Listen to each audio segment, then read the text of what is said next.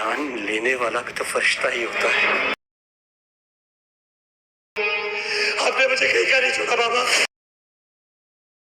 کہ اب تم دونوں اس گھر میں نہیں رہو گے. آپ مجھے جھوٹ کے سہارے ہی رہنے دیتے. ڈرامہ سیریل اے عشق جنوں کی سیکنڈ لاسٹ ایپیسوڈ میں راہم اپنے باپ کے سامنے کھڑا ہوگا. آنکھوں میں آنسو اور غم کی شدت ہوگی اور وہ تکلیف اور غصے میں کہے گا کہ میں نے آج تک آپ کو فرشتہ سمجھا بابا، لیکن آج اندازہ ہوا کہ جان لینے والا بھی تو فرشتہ ہی ہوتا نا. اس کی آواز میں بے بسی، آنکھوں میں دکھ اور دل میں ٹوٹا ہوا اعتماد ہوگا. اور پھر راہم کے والد جھکے سر اور باری لہجے میں کہیں گے، بیٹا میں نے جو کیا وہ حالات نے مجبور ہو کر دیا.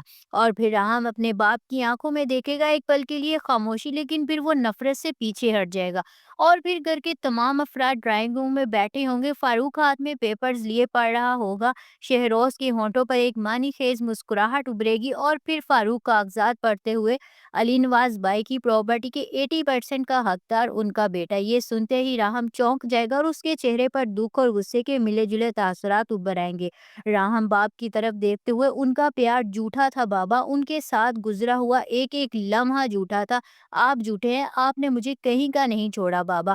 اور پھر فاروق ایک پل کے لیے خاموش رہے گا، پھر ایک دھماکہ خیز انکشاف کرے گا سنجیدہ لہجے میں کہ راہم اور ایمن، علی نواز بھائی نے وصیت میں یہ بھی لکھا ہے کہ اب تم دونوں اس گھر میں نہیں رہو گے. ایمن ساکت رہ جاتی ہے اور راہم کی مٹھی بند ہو جاتی ہے، آنکھوں میں شدید دکھ ہوتا ہے.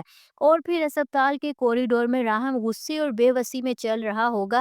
ایمن دیوار کے ساتھ سہمی کھڑی ہوگی اور راہم چیختے ہوئے کہ ایمن بابا کہاں ہے. ایمن کانپتے ہوئے اسپتال کے روم کی طرف اشارہ کرے گی اور راہم تیزی سے دروازہ کھول کر اندر داخل ہوگا.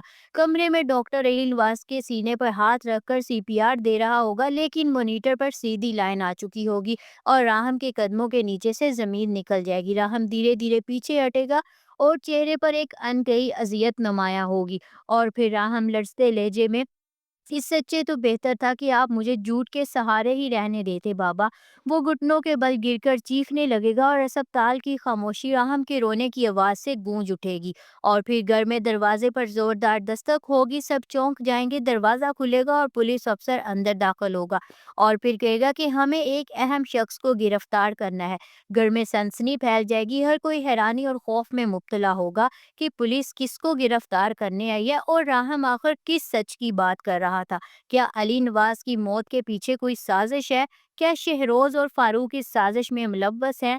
تو ناظرین، کیا راہم کو انصاف ملے گا یا وہ مزید مصیبت میں پھنس جائے گا؟ کیا علی نواز کی موت فطری تھی یا کسی نے اسے مارنے کی سازش کی؟ کیا راہم اور ایمن بے گھر ہونے کے بعد دوبارہ کھڑے ہو سکیں گے؟ آپ کی کیا رائے ہے؟ کمنٹ سیکشن میں ہمیں ضرور بتائیں. اور اگر ریویو پسند آیا ہے تو لائک کریں، شیئر کریں، آپ کے اپنے چینل کو سبسکرائب کریں. ملتے ہیں پھر نیکسٹ ویڈیو میں. تب تک کے لیے اپنا بہت سارا خیال رکھیں، دعا میں یاد رکھیں. Bye bye.